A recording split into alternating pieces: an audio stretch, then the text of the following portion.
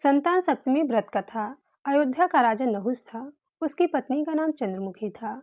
चंद्रमुखी की एक सहेली थी जिसका नाम रूपमती था। वो नगर के ब्राह्मण की पत्नी थी। दोनों ही सखियों में बहुत प्रेम था। एक बार वे दोनों सरयू नदी के तट पर स्नान करने गई। वहां बहुत सी स्त्रियां संतान सप्तमी का व्रत कर रही थी। उसकी कथा सुनकर इन दोनों सखियों ने भी पुत्र प्राप्ति के लिए इस व्रत को करने का निश्चय किया।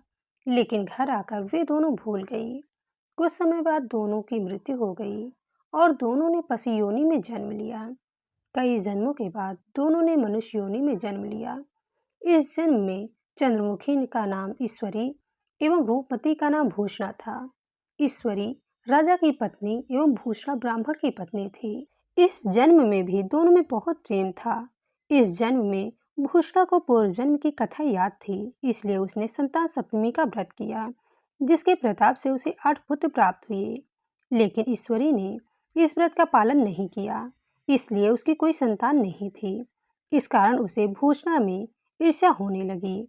उसने कई प्रकार से भूषणा के पुत्रों को मारने की कोशिश की, लेकिन उसके भूषणा के व्रत के प्रभाव से उसके पुत्रों को कोई क्षति न पहुंची। थक हार कर ईश्वरी ने अपने ईर्ष्या एवं अपने कृत्य के बारे में भूषणा से कहा और क्षमा मांगी। तब भूषणा ने उसे पूर्व जन्म की बात याद दिलाई और संतान सप्तमी के व्रत को करने की सलाह दी। ईश्वरी ने पूरे विधि विधान के साथ व्रत किया और उसे एक सुंदर पुत्र की प्राप्ति हुई। इस प्रकार संतान सप्तमी के व्रत का महत्व जानकर सभी मनुष्य पुत्र प्राप्ति एवं उनकी सुरक्षा के उद्देश्य से इस व्रत का पालन करते हैं। तो दोस्तों, इस प्रकार से संतान सप्तमी का व्रत रहा।